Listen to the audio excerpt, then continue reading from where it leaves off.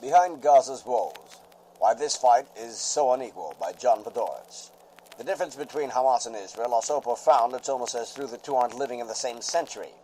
The Hamas war against Israel pits cheap rockets, basically the 21st century version of an exploding cannonball, against the high-tech military so sophisticated it can send harmless door-knocking bombs to land on the roofs of buildings to warn its targets inside that the next live bomb will level the place. One side is monstrous but hapless. Hamas is looking to create mass terror through the deliberate targeting of enemy civilians and has fired 500 rockets and has killed exactly one Israeli. The other side is effective, at times to its own disadvantage. Israel wants to eliminate weapons caches and does whatever it can to minimize civilian casualties, but has killed 200 in Gaza, almost entirely because Hamas wants to use its own people, both as human shields and as public relations weapons. But take the war away, and what do you see about the differences between Hamas and Israel? It was 9 years ago that Israel unilaterally withdrew from Gaza. It was 7 years ago that Hamas took control of Gaza following an election in which the terrorist group routed the Palestinian Authority, which controls the West Bank. The area has been entirely under Palestinian dominion. Since 2005, Israel's overall economy has grown almost 60% larger, with an annual GDP growth rate of 4.5%. Israel, once the globe's poorest democracy, ranks 37th amongst nations in overall GDP, and its per capita income of $31,000 per year make it the 25th richest country on earth. And Gaza? Its economy is largely frozen.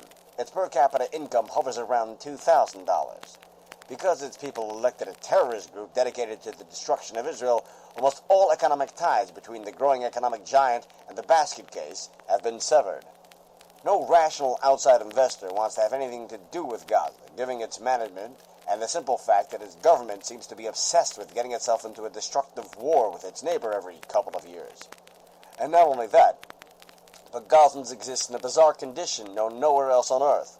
Nearly 1.2 million of the area's 1.5 million residents are classified as refugees, notwithstanding the fact that almost all of them were born there.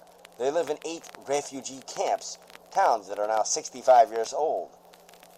As Michael Bernstein of the Hoover Institution has written, these camps were established in 1949 and have been financed by the United Nations Relief and Work Agency for Palestine refugees in the Near East.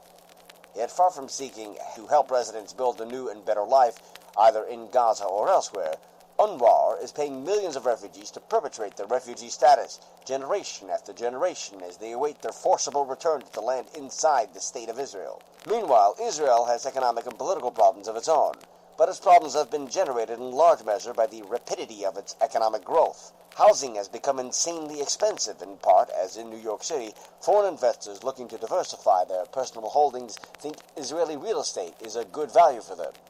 They've driven up the prices in the higher ends of the market in Tel Aviv and Jerusalem, which has in turn made it very difficult for younger Israelis to buy their own homes.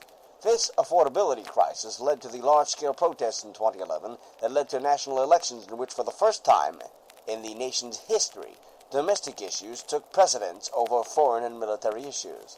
The country's politics and politicians can't keep up with the exploding private sector, which has drained Israel's public life of its smartest and most capable younger people and left the management of the country to a class of hackish stumblebums who trip over their own shoes. There's basically one person who seems to know how to play the political game in Israel right now, and that's Prime Minister Benjamin Netanyahu, which is why he bids fair to become his country's longest-serving head of state since it's George Washington, David Ben-Gurion.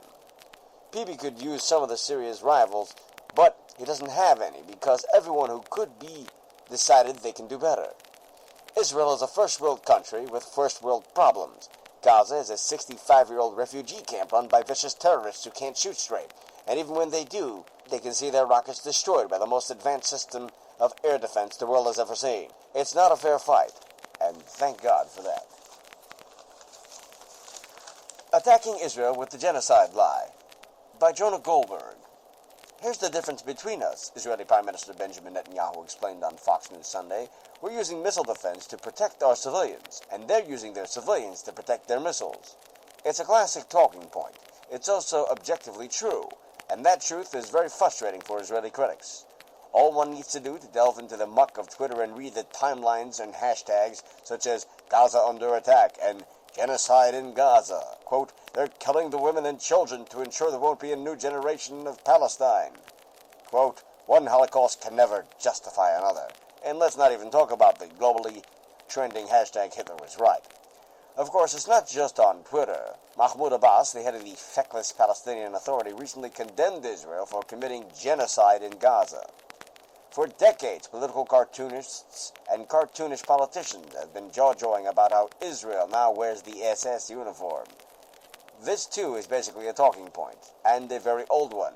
But this one is plainly a lie. If the Israelis are, or have been, interested in genocide, they are utterly incompetent at it. As slanders go, it's almost funny. Like the old paranoid delusion that George W. Bush was simultaneously an idiot and a criminal mastermind. On the one hand, the Israeli military is supposed to be ruthlessly competent and determined to wipe out the Palestinians. On the other, the Palestinian population has grown more than 100% since 1970. The population in the Gaza Strip has grown nearly threefold since 1990. The Palestinians themselves expect the population to double over the next 2 decades. Genocide is a loaded political term, but under any remotely reasonable definition, shouldn't these numbers be going the other way, like down? It's just a hunch, but if the Israelis wanted to wipe out as many Palestinians as possible, never mind commit genocide, they probably wouldn't issue warnings to Gazans by phone and leaflet to get out of harm's way. Nor would Israel continue to allow hundreds of trucks of food and medical aid to enter Gaza, even as hundreds of rockets leave Gaza.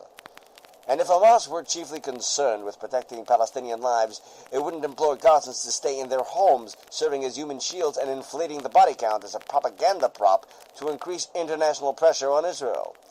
One perverse complaint, often subtly echoed in the mainstream media, is that it's somehow unfair that Israelis aren't dying so far from Gaza rocket strikes.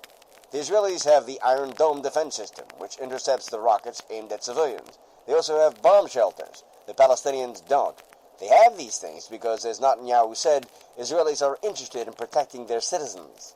As commentary's Jonathan Tubin notes, no one is asking why the Palestinians don't have bomb shelters. The assumption seems to be that the Gazans don't have the wherewithal to build them. This is untrue, because they do have bomb shelters. They just reserve them for Hamas leaders and fighters. Indeed, Hamas has dug thousands of tunnels under Gaza, largely so it can smuggle and store more rockets to fire on Israel. Better than those tunnels, or used as shelters for civilians, but that would mean not letting them die for the greater good. Of course, not being as bad as the Nazis is a very low bar, and the fact that Israel clears it like a pole vaulter leaping over a brick is not the same as saying Israel is without fault. But Israel's shortcomings stem largely from the fact that it's trying to deal with peace partners openly uninterested in a lasting peace. Solving that problem is hard. So hard that some would rather shout, "Nazi!" at Jews. It's a moral scandal that isn't even necessary to bring up this inconvenient truth. But it's necessary because even many of the people who would never say Hitler was right have nonetheless internalized another lesson from the Nazis. It was Joseph Goebbels who said, if you tell a lie big enough and keep repeating it, people eventually will come to believe it.